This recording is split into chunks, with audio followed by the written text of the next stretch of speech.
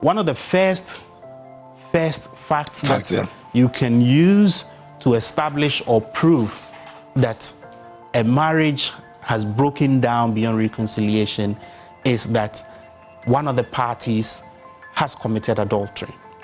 And MK, this is so, you'd be amazed to see that or to hear that if without any empirical data, I can top of my head say that over 60-70% of all proceedings, divorce proceedings, are anchored on this very first one. Really? Yes. That's a lot. Yes. and wow. It's surprising to know that this is still one of the single most influential or important factor that drives people to divorce. And I've always said that, let me put it this way. I have friends who would say that you lawyers are always in to break homes and, what God has put together, let no man put asunder. And then a good friend of mine, rebuts it by saying that, lawyers are doing God's work. Oh.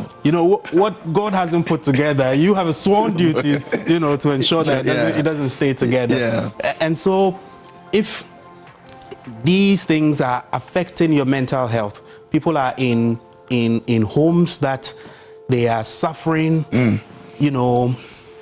either diseases, because one of the partners keep repeatedly going out and then bringing all sort of things home. Yeah. And this has affected them psychologically so much that they feel like they cannot go on anymore. The second most common or popular, if half of the time, if a person walks into the office, if it's not adultery, it's unreasonable behavior. So unreasonable behavior is the second one.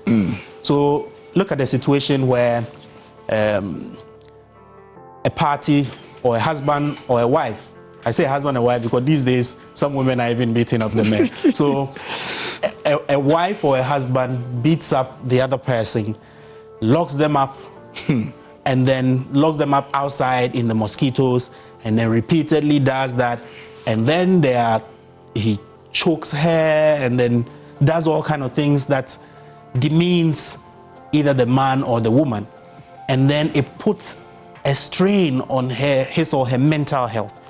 She finds that I can't do this anymore because my life is at stake.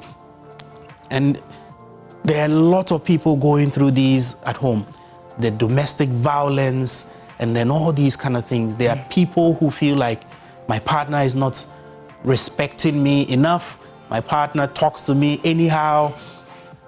There was this popular case that the woman even calls the man's office to insult him, goes to the office to make a scene, and then, does all kind of things that is considered unreasonable. So once you can establish that this behavior is unreasonable, and this behavior will have an effect on me, and so I cannot continue in this path anymore, then you have reached that point where you can rely on that fact to prove that the marriage has broken down beyond reconciliation. And you can talk about desertion. Desertion is the point where one party, either the husband or the wife, packs their stuff and then moves out to live either with a parent or somewhere else. Now, when it comes to desertion, it can be when, so for example, the wife gets a scholarship to study abroad, and then she tells the husband that, hey, honey, I have a scholarship, I want to go and study abroad. And he says, oh, it's okay, 2 years is fine, you can go and come. He steps out for the 2 years, finishes her course. Within that 2 years, you cannot say that she has deserted you. Because you consented to her going. Now check this out. After the 2 years, she calls you and says, I think I have a PhD now. I want to do it. and then you say no. As for the PhD, another we 4 agreed years. On 2 years. We agreed on 2 yeah. years and 4 years. No, I can't do that. And then she continues to do her own thing as she would have it, and so she would have stayed for, let's say, about 4 years. Yeah. You can rely on desertion. Then you are also looking at the next one, which is separation for 2 years. So if you have been separated for 2 years and you feel like both of you have decided that this is not going to work, and then you go to your separate places, and then both parties go their separate ways, but they haven't formally done the process. After 2 years, you can rely on the fact that you've been separated for that long and that you haven't had any form of contact. There's been no consummation. There's been nothing of the sort. And so you can rely on that fact and then bring a petition to the court to help, dissolve the matter. The same thing can also happen if it's after 5 years. Okay. So you can also have separation for 5 years. Or the last one, inability to reconcile. So you have issues that you've been married, yes, but there are issues that are so thorny between the two of you that you have very, very strong positions on. So you have decided that I'll take position A, and then she has also decided she'll take position B, and both of you are not willing to budge. So, for example, you want an extra, or you want X number of children and she doesn't, or you want to have kids now and she says, I want to wait for 4 years or 5 years, and amongst others, and you have discussed them, and it appears that there's nothing that can be done about it, and both of you feel like it's a deal breaker.